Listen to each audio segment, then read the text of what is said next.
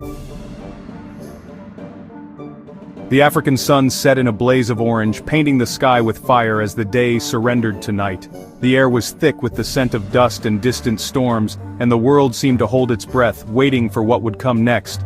For Ragnar, a once mighty lion whose roar had commanded respect across the plains, this sunset marked the end of everything he knew. The golden light that once crowned his reign now cast long shadows over his broken form. Betrayed by his own brothers, he lay bleeding in the tall grass, wounds from their claws burning deeper than any enemy's. The pain was not just physical, it was the agony of trust shattered, of bonds broken in the dust. The coalition that had once been his strength, his family, had turned on him in a brutal power struggle. The very lions he had fought beside now saw him as a threat, a rival to be destroyed. Their triumphant roars echoed across the savannah, a chilling reminder of his exile. Each roar was a declaration that he no longer belonged, that the throne he had helped build was no longer his. Instinct screamed at him to move, to escape the scent of his own blood that would draw hyenas and rival males. Every breath was a struggle, every movement a test of willpower as he forced his battered body onward. The world he'd ruled was gone, he was a solitary outcast, vulnerable and alone. The vast plains that once echoed with his power now seemed endless and empty, offering no comfort, only danger. Each agonizing step away from his former life was a fight for survival. The grass whispered around him, hiding threats he could no longer face with confidence. Hunger gnawed at his belly and thirst burned his throat. He dragged himself into a thicket, thorns tearing at his battered body but offering a sliver of safety. Here, hidden from the eyes of enemies and scavengers, he could rest, if only for a moment. The pain of betrayal stung more than his wounds. He had trusted his brothers, and they had left him to die. Memories of their shared hunts and victories haunted him, now twisted into reminders of his loss. As darkness fell, Ragnar made a vow: he would not die here. The night was alive with the sounds of predators, but he refused to let fear claim him. Somewhere deep inside, a spark of defiance flickered. He would endure, no matter the cost. The moonlight glinted off his scars, a silent testament to his will to survive. He was battered, but not broken. With every heartbeat, Ragnar remembered who he was: a king, a fighter, a survivor. The earth beneath his paws was unforgiving, but it was still his to claim, if only he could rise again. The fall was brutal, but his story was not over. He would not let this be his end, not while there was breath in his body and fire in his soul. Alone for the first time, Ragnar faced a world that wanted him dead. Every shadow held a threat, every sound a warning, but he refused to cower. But in the silence, a new resolve began to burn. The pain, the loss, the betrayal, they would become his fuel. The outcast would fight to survive. In the heart of the wild, Ragnar's journey was just beginning. Days blurred into nights, the endless cycle of sun and moon painting the savannah in shifting golds and deep blues. Ragnar wandered, a ghost in lands that were no longer his. Each step took him farther from the life he once knew, from the pride that had been his family. He moved under cover of darkness, slipping between shadows, always listening for the roars of rival kings and the mocking laughter of hyenas that echoed through the night. His wounds healed slowly, each scar a memory of battles lost and won, marking him as an outcast, a survivor shaped by pain. Hunger gnawed at him and fear became his constant companion. Every rustle in the grass, every distant call, set his nerves on edge. He learned to eat quickly, to hide his kills from scavengers and rivals, knowing that a moment's hesitation could mean losing everything. He became a master of caution, always alert, his senses sharpened by necessity and the ever-present threat of danger. The savannah, once his kingdom, was now a maze of threats and uncertainty, every shadow hiding a potential enemy. Loneliness pressed in. Lions are social, but Ragnar had only his shadow for company, the silence around him a constant reminder of his exile. He watched other prides from afar, their playful roars and close bonds a painful reminder of what he'd lost and what he might never regain. Yet hardship forged a new strength within him. His senses sharpened, his instincts grew keener with every passing day. He learned the secret paths and hidden waterholes, moving with the quiet confidence of one who knows survival depends on knowledge and timing. No longer a brawler, he became a strategist, calculating every risk, weighing every decision with the patience of experience. The lonely wanderer was being remade by adversity, his spirit tempered by hardship and solitude. Each day he grew harder, more resilient, his will to survive burning brighter with every challenge he overcame. Ragnar was no longer just surviving, he was evolving, becoming something new, something stronger, shaped by the wild and ready for whatever lay ahead. Hunting alone was a harsh new lesson. Ragnar could no longer rely on brute force or teamwork. He became a master of stealth, stalking smaller prey and studying every movement. He tracked not just food but the signs of other predators, learning to avoid danger. His body changed. Leaner, tougher, built for endurance. He learned to conserve energy, hunt at dawn and dusk, and waste nothing.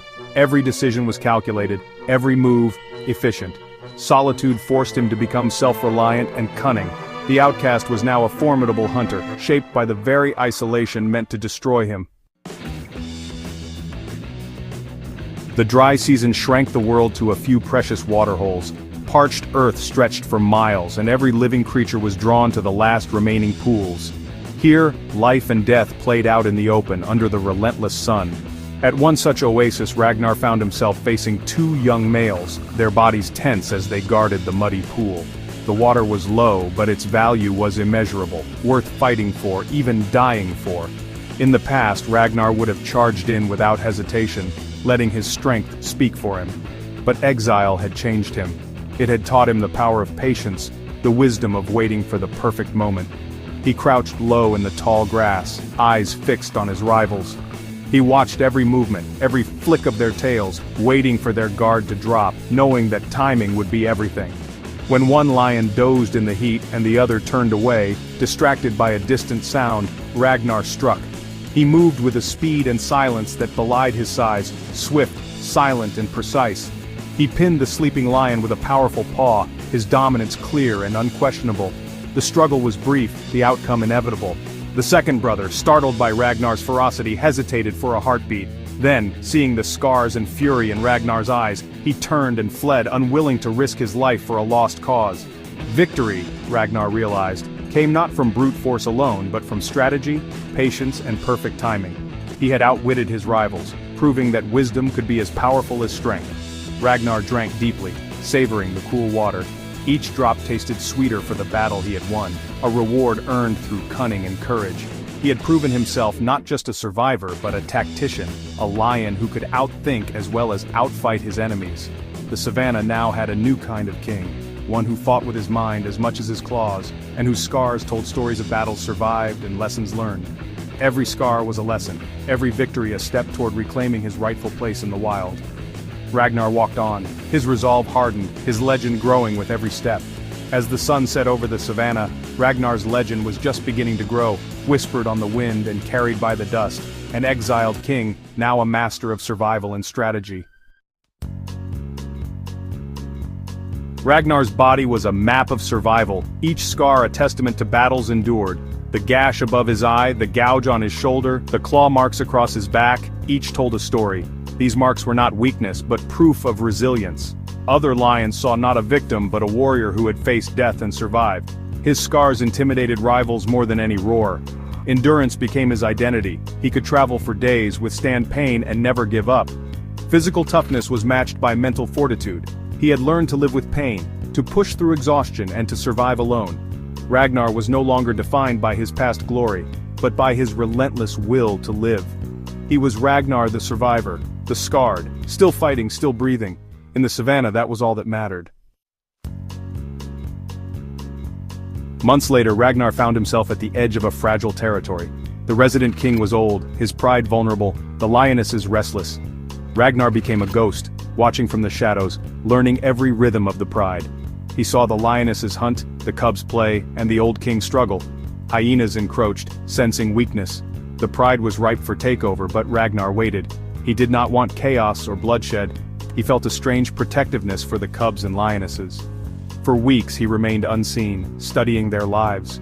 Rangers glimpsed him only as a phantom, no name, just the ghost. Ragnar's vigil was about more than conquest. It was about understanding the kingdom he hoped to rule. He was patient, strategic, and unseen. The Ghost King was waiting for the right moment.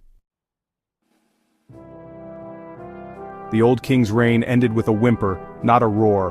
When the lionesses turned on him, Ragnar seized his chance. He entered the territory calmly, ignoring the old king who slunk away in defeat. No blood was spilled. Ragnar's presence alone was enough. The lionesses watched warily, but he kept his distance, projecting calm and strength. When the cubs approached, he met them with quiet tolerance. That night, he hunted and brought down a zebra, then called the pride to feast before he ate. This act of generosity won their trust. Ragnar had claimed a kingdom not with violence, but with intelligence and patience. He became their protector, their provider, their new king. The pride, once fragile, now had a leader worthy of their respect.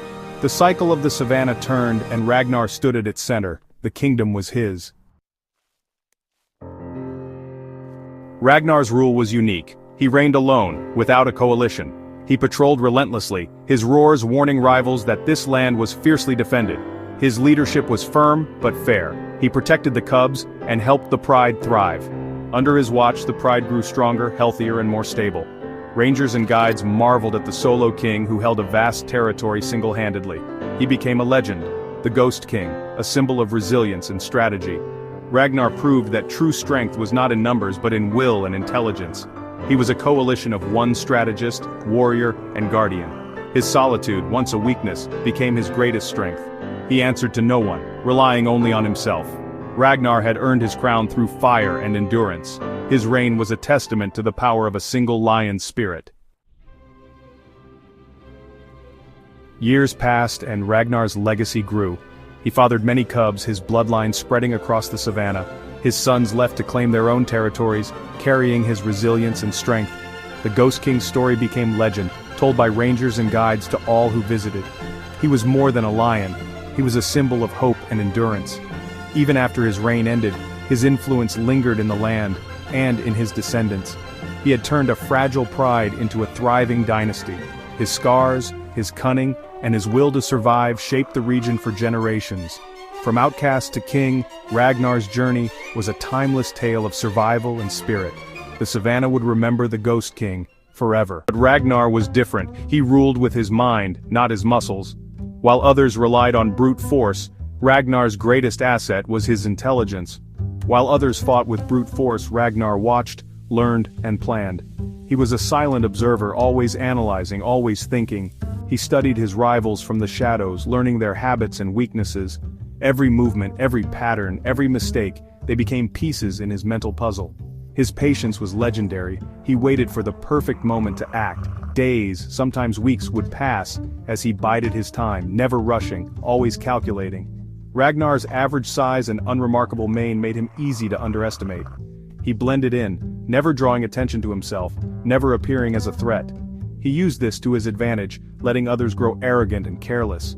They dismissed him, never realizing he was quietly gathering knowledge and waiting for their guard to drop. While they postured, he plotted, always several steps ahead. Ragnar's mind was always at work, weaving strategies that others could not even imagine. The savannah was his chessboard, and he was its grandmaster. Every tree, every rock, every shadow was a piece in his game. He knew every river bend, every hidden ravine, every thicket for cover. His knowledge of the land was unmatched, giving him an edge in every encounter. Even the youngest cubs would watch him in awe, sensing there was something different about this lion. Elders whispered tales of his cunning, passing them down through the pride. Stories of his cleverness spread far and wide. He could think like a hunter, anticipate every move. Rivals soon learned that facing Ragnar meant facing a mind as sharp as any claw. For Ragnar, survival was a game of wits, not just strength. He believed that true power came from outsmarting, not overpowering. He moved with quiet confidence, always outsmarting his rivals. His presence was felt, even when he was unseen, and his rivals grew wary of his silent approach. His legend grew not from a single act but from 100 small, clever victories. Each triumph added to his reputation, making him a figure of respect and awe. In a world ruled by claws and teeth, Ragnar proved the sharpest weapon was the mind. He showed that wisdom and strategy could conquer even the fiercest of foes. He was a king unlike any other, and his story was whispered on the winds. The Serengeti would never forget the lion who changed what it meant to be a ruler. In the Serengeti, Ragnar was the lion who won his battles before they began, a true legend whose cleverness became his crown. Ragnar's strategy was deceptively simple, yet incredibly effective. He would never engage in a fight unless he was absolutely certain of victory. For Ragnar, every move was calculated, Every risk weighed with the precision of a seasoned tactician. He spent days, sometimes even weeks, watching rival prides from a distance, studying their routines, learning their strengths, and more importantly, uncovering their weaknesses. This patience was not just a habit, but a core part of his survival. Ragnar preferred to strike at dawn or dusk, when the world was painted in shadows and the air was thick with uncertainty. He used the cover of darkness, the confusion of storms, and the subtle shift of wind to mask his approach, making him nearly invisible to his prey. While other lions sought shelter from the pounding rain, Ragnar saw opportunity. The rain muffled his footsteps and blurred his scent, giving him the perfect cover to get closer to his target. He was a master of creating diversions, charging through herds, scattering animals in every direction, and using the chaos to isolate his chosen opponent. This tactic often left his rivals confused and vulnerable. Sometimes all it took was a lone buffalo straying from the herd or a well-timed distraction to tip the balance in his favor. Ragnar knew how to wait for the perfect moment, turning even the smallest advantage into a decisive victory. Divide and conquer, this was his favorite tactic, and he executed it with unmatched skill and patience. Reckless battles were never part of his plan. Ragnar understood that even a minor injury could spell disaster in the wild, where weakness is never forgiven. His patience was not a sign of fear, but of supreme confidence. He waited, sometimes for hours, sometimes for days, knowing that the right opportunity would come to those who could outlast their rivals. Other nomads, driven by desperation or pride, rushed into battles and paid the ultimate price. Their scars and wounds told stories of hasty decisions and costly mistakes.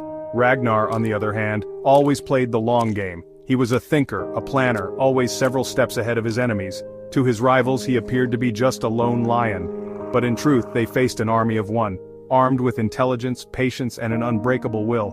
Ragnar valued his well-being above all else. He never risked more than he could afford to lose, always choosing caution over recklessness. In the wild, survival belongs not just to the strongest fighter but to the cleverest thinker, the one who can outwit, outweight, and outmaneuver all others.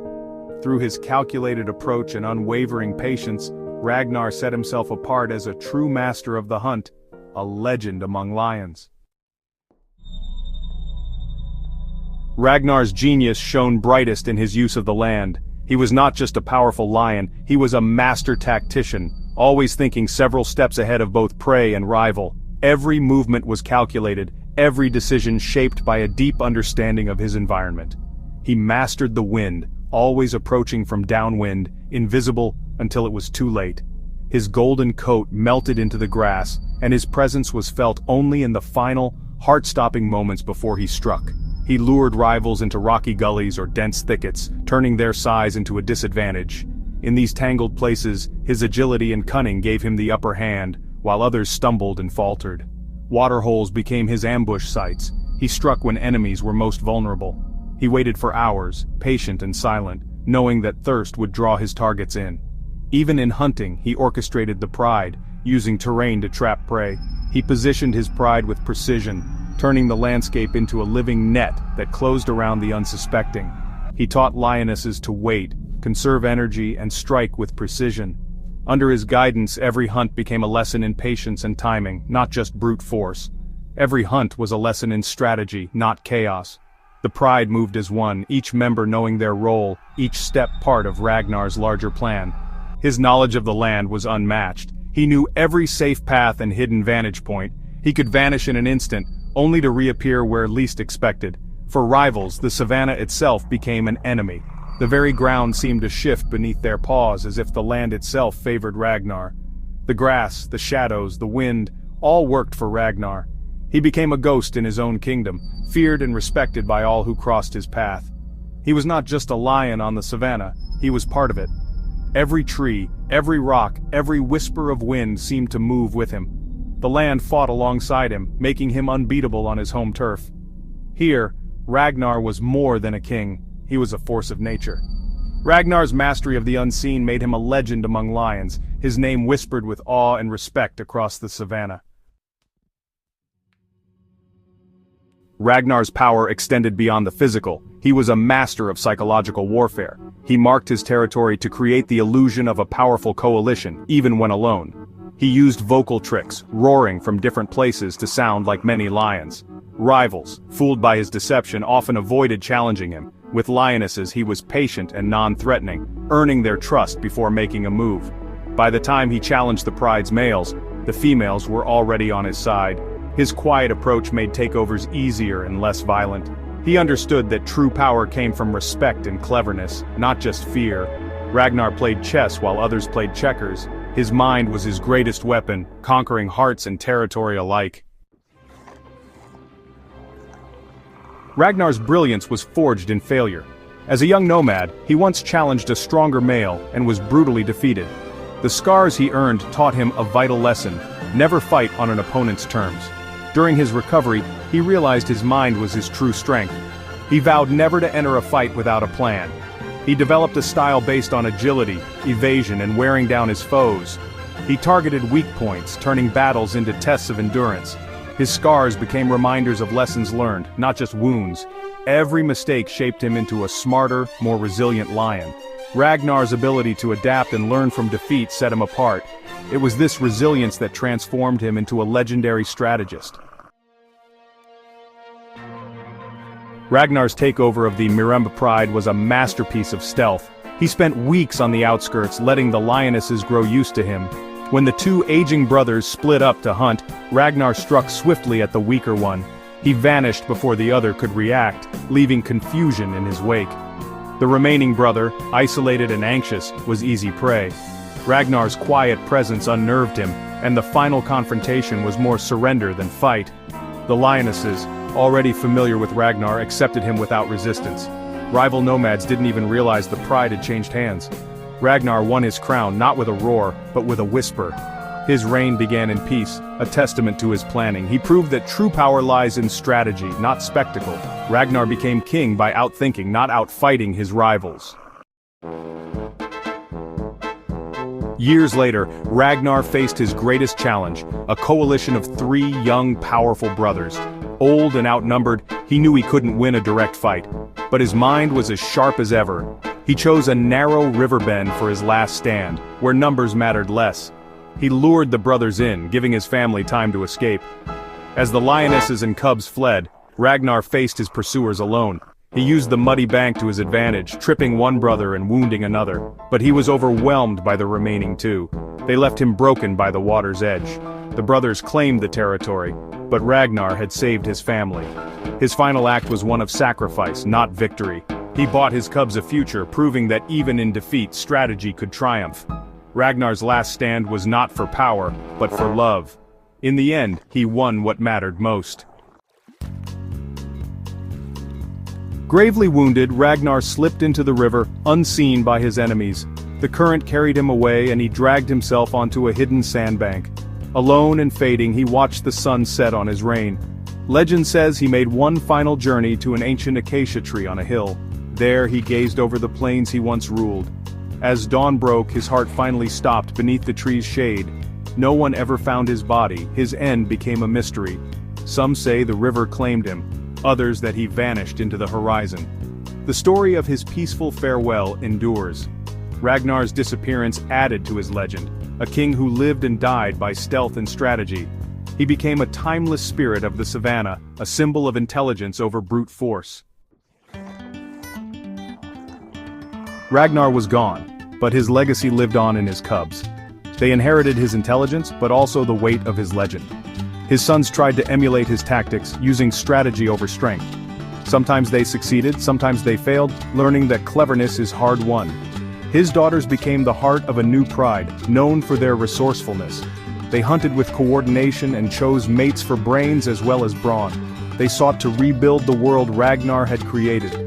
The question remains, will there ever be another like him? Perhaps not. He was a product of his time and trials.